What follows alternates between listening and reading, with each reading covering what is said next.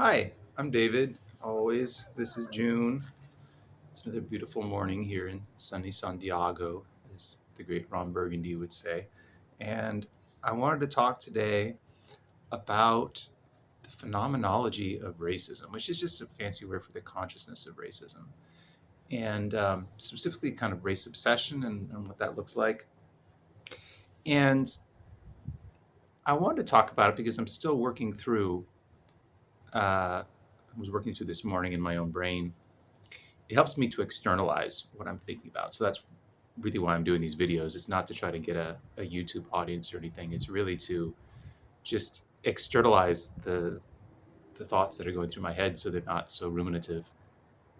June's trying to get away. Um, I've had these very interesting experiences where it's been claimed to me explicitly sometimes and implicitly a lot more often that everyone is racist at the university. So I TA'd for uh, a class called Race and Racism within the anthropology department my first year. This was 7 years ago. And the professor who was teaching it made the explicit claim that everyone was racist because we all participate in racist systems that perpetuate racial inequality. And this was also in the textbook that was assigned. And the same thing has been made with respect to the phrase white supremacy. It's within the academy in many places, the semantic range, the meaning of that word, um, has been expanded beyond its original meaning, which was to refer to white supremacists, such as members of the Klan, um, and has come to refer essentially to all of society. Um, and I can critique that on analytic grounds. You know, if you make a word that refers to everything, it kind of refers to nothing.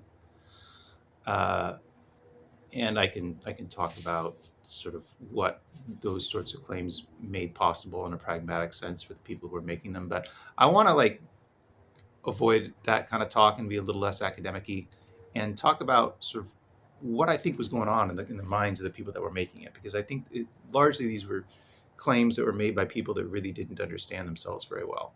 So I want to go all the way back to, and in general, there's just this milieu that everybody is struggling with racism. We all got this racism problem.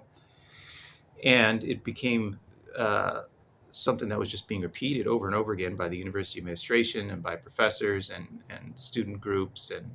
Um, and it became very uh, risky, I would say, to sort of say, hey, wait a minute. I don't, I don't think I've got a racism problem. I don't think that's something I struggle with.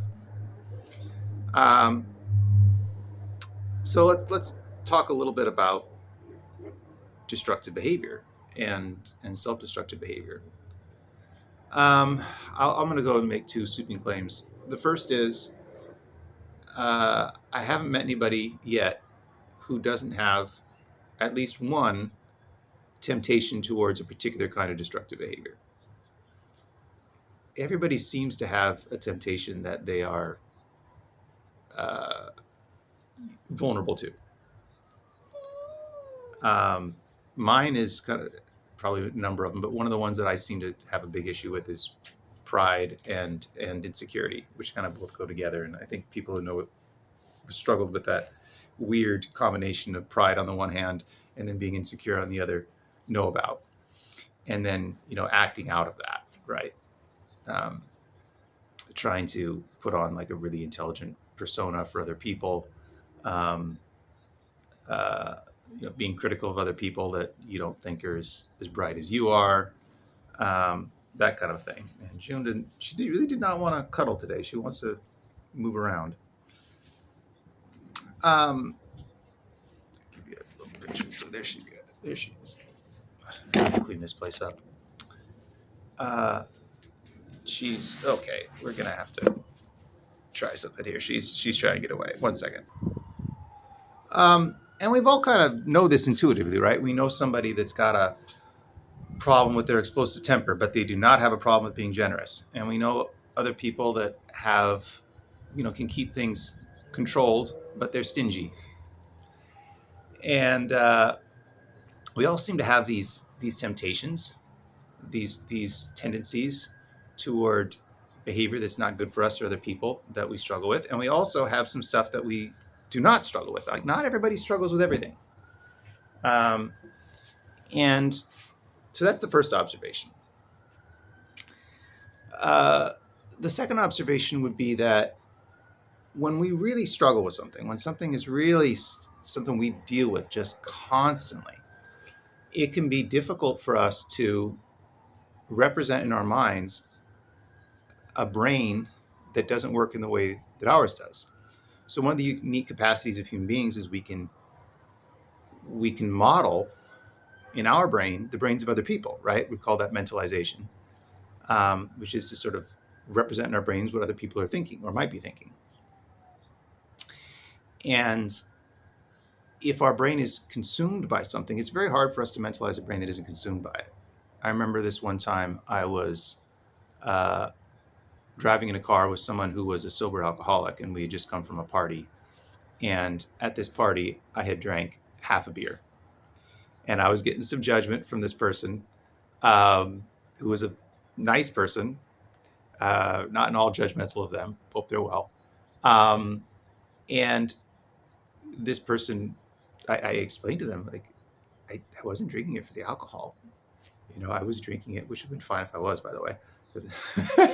But I wasn't drinking it for the alcohol. Like, it was a hot day, and I liked the taste of beer. And that was pretty much it. And this person, they couldn't believe it. And then eventually they're like, really? I'm like, yeah, really. I wasn't drinking it for the alcohol. But their brain was just so hooked on this thing, even in sobriety, that they couldn't envision a brain that worked differently. And I think some of that is what's gone on at the university when it comes to racism. As I said in a previous video, it's the video about racial animus at the university. Might be changing, but it was largely directed by people who were consumed by racial animus. It had a lot of racial animus towards people with light skin, and were thinking about it all the time, and I think had a psychological obsession with it. And as I mentioned in that previous video, these were folks that couldn't acknowledge the deep character flaw within themselves. And like, I would say, all very narcissistic individuals who can't acknowledge a character flaw within themselves. That's one of the psychoanalytic understandings of narcissism, is that narcissists have this deep character flaw. They can't accept it. And so they can't look at themselves. And so they project onto other people and often see other people as mere extensions of themselves.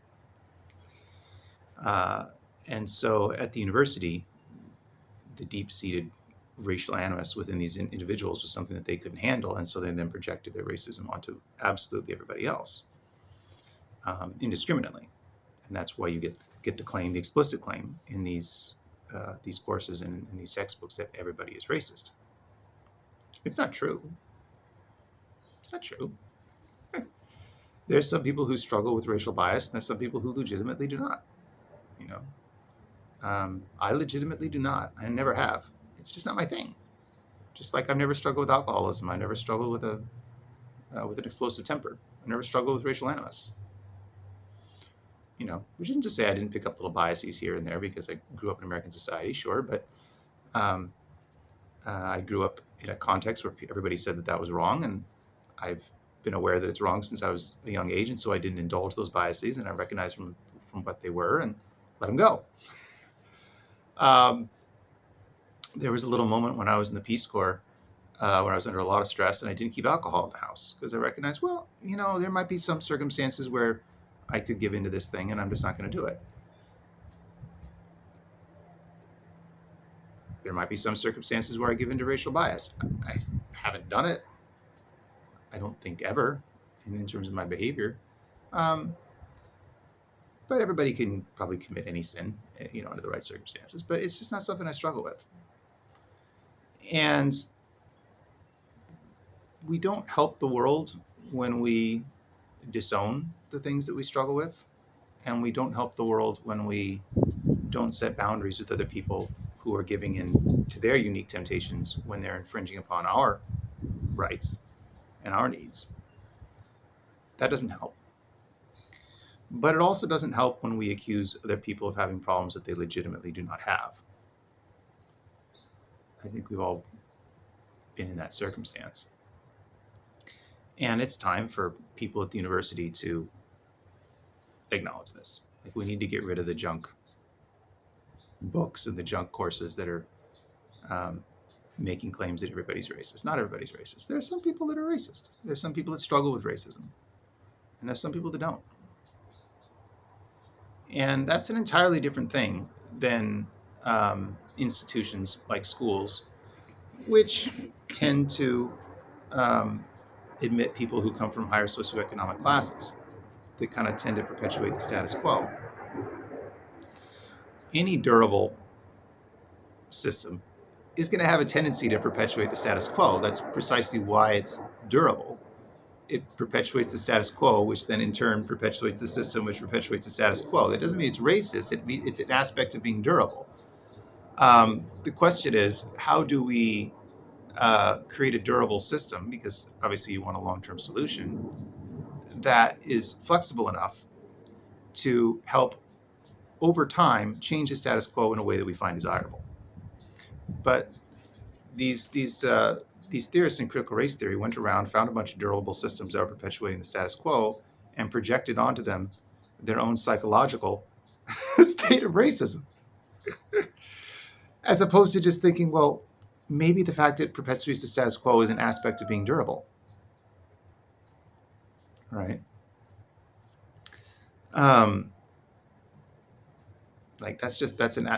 This thing has a tendency towards stability.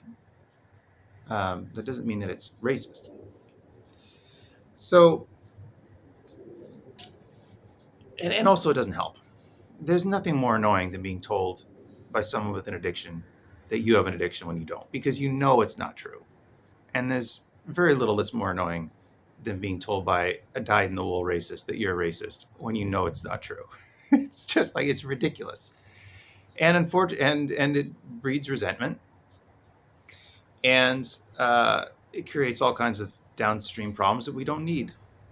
So if you're out there thinking everybody's racist, you're wrong. Stop thinking it. You're probably out there because you're carrying around an obsession with race. I don't know where it's coming from. And I'm not saying that it's not understandable. I've carried around obsessions myself. I carry around an obsession with childhood trauma because I went through a bunch of shit when I was a kid. Other people carry around obsessions with race because they went through a bunch of racism when they were a kid. It's understandable. But it's a mistake to then project it onto the world, right? It's a mistake to then think that your obsession gives you a window into the truth about sort of the large-scale world and about reality. Because it doesn't. It's understandable. I hope it can get healing, but it's not a window on the truth. And it's a mistake to project our own psychological obsessions and hurts and wounds onto the world at large. The way you make claims about the world at large is you dispassionately gather a bunch of evidence and enter into a community of scholarship where people are trying to engage with this stuff with rigor and objectivity and do some hypothesis testing and some falsification and come to a provisional and incomplete progressive understanding of how the world might work. That's hard and it's complicated and it takes a lot of time. But projecting your own shit onto everything else, that's not helpful. All right, that's it for today. Short video. Thanks for listening.